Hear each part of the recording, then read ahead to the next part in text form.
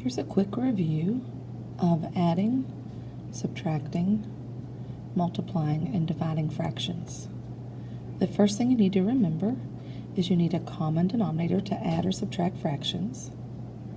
The next thing you need to remember is when you're multiplying fractions, you multiply like this: numerator times numerator, denominator times denominator. Next, to divide, remember, you multiply by the reciprocal. I know a lot of teachers will teach you to cross multiply. I don't really care for that. To divide, you multiply by the reciprocal. And then make sure that all answers are simplified or reduced. Okay, so let's look at number 1.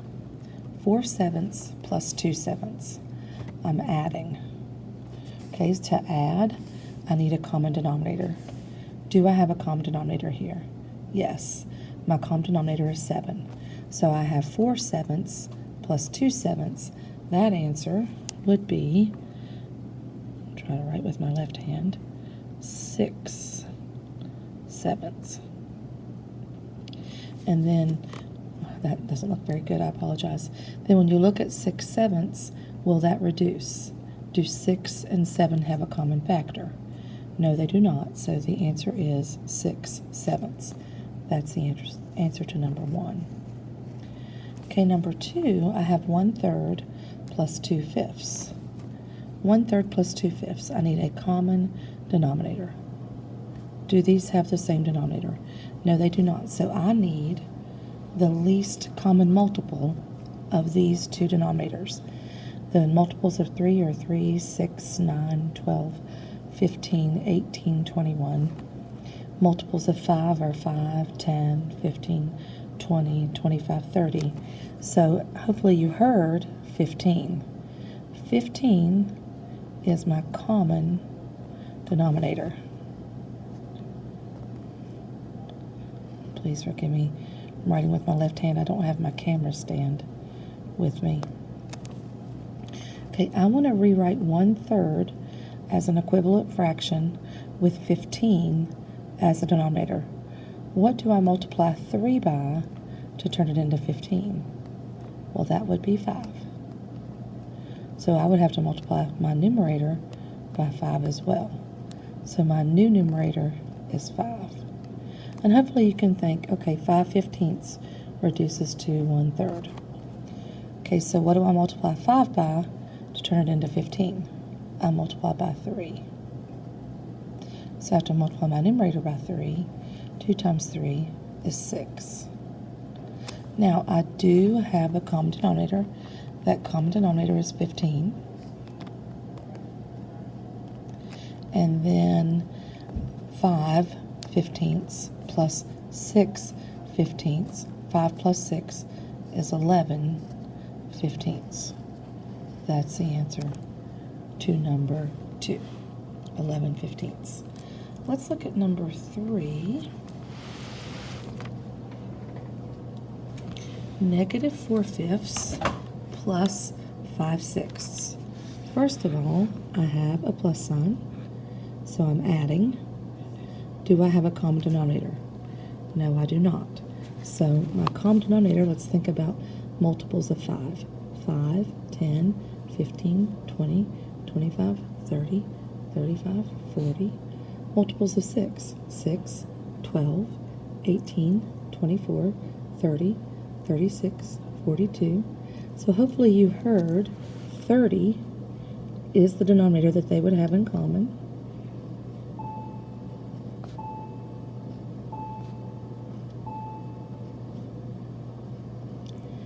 What do I multiply by 5 to turn it into 30? That would be 6. 4 times 6 is 24. And you have to remember this is a negative fraction. And then what do I multiply by 6 to turn into 30? That would be 5. 5 times 5 is 25. Okay, I have -24/30 plus 25/30. So I'm going to subtract my numerators. 25 minus 24 is 1 over 30.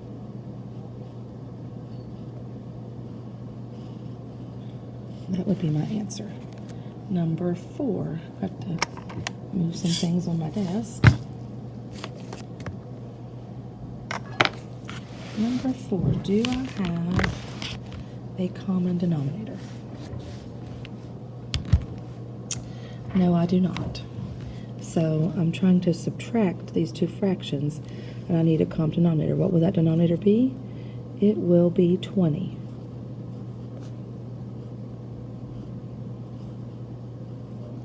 Four times 5 is 20. 3 times 5 is 15. 5 times 4 is 20. 4 times 4 is 16. 15 20ths minus 16 20ths is negative 1 20th. And that would be the answer to number 4.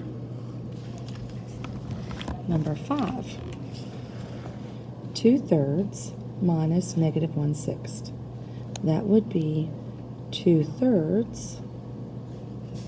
Subtracting a negative is the same thing as adding a positive. I need a common denominator. That would be 6. This already has a denominator of 6, so my numerator won't change. I would multiply 3 by 2 to turn it into 6. So multiply by 2, that'd be 4/6. 4/6 plus 1/6 is 5/6. And ironically enough, I did not have to reduce any of my fractions. But be very careful when you are adding and subtracting, multiplying and dividing fractions.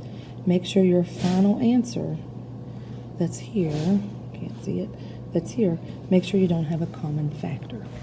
Let's look at number 6. Oh, number 6 has 3 fractions. It does not change it when you have 3 fractions.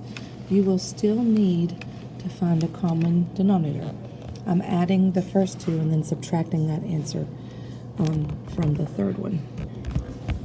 So my common denominator is going to be, I apologize for moving this around, is going to be 18.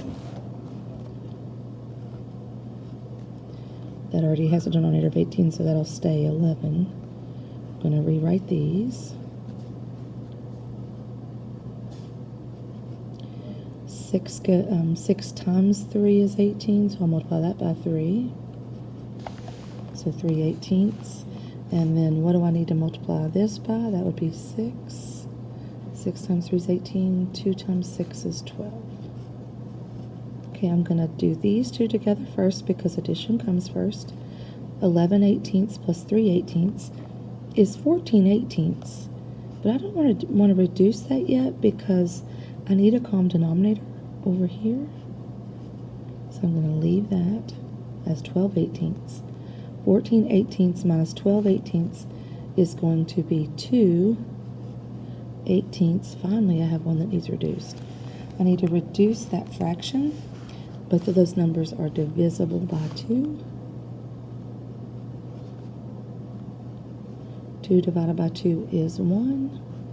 18 divided by 2 is 9. 1/9 is the answer to number 6. Let's go on to number 7. It looks a little complicated. And there we go. We have a fraction divided by a fraction. This is called a complex fraction. My suggestion to students is to rewrite it like this. 3/4 divided by 5/12. And then we multiply by the reciprocal. We're going to multiply 3/4 by the reciprocal of 5/12. The reciprocal means switch the numerator and the denominator. So 12 will go in the numerator, 5 will go in the denominator. Okay, I can multiply straight across, which I think I will. I would have 36 over 20. And then I can reduce that. It is improper, but in Algebra 2 we're going to leave our fractions as improper. Just because when you get to trigonometry and you're working with radians, radian measures are expressed as improper fractions. So we're just going to leave that as an improper fraction. These two have 4. Is that my greatest common factor?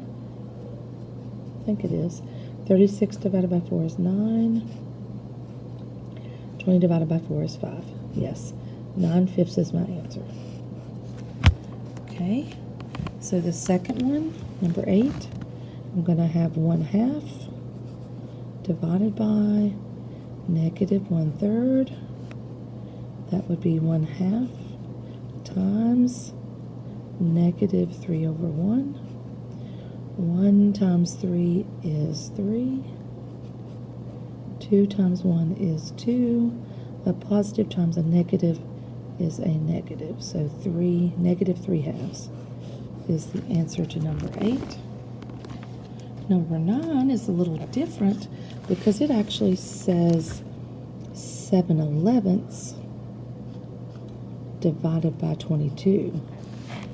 So when I do 7/11 times the reciprocal of 22 over 1 is 1 over 22.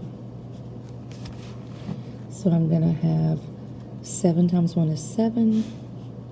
And then 11 times 22, I believe that is 242. I think that's right.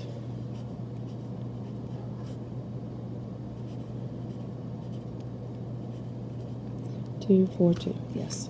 So 7 over 242. And I don't believe 7 goes into that. No, it will not. So my answer is 7 over 242. Okay, let's look at number 10. For number 10, before I write it as a division problem, I'm going to add those two fractions in the denominator together. Their common factor is 4. 1/4 stays 1/4. 2/4 you'd multiply by 2. 1/2 becomes 2/4. So I have 4 over 1/4 plus 2/4 is 3/4. So that is, let me go down here. That is 4 divided by 3/4. 4 over 1. So that would be 4 over 1 times 4 over 3.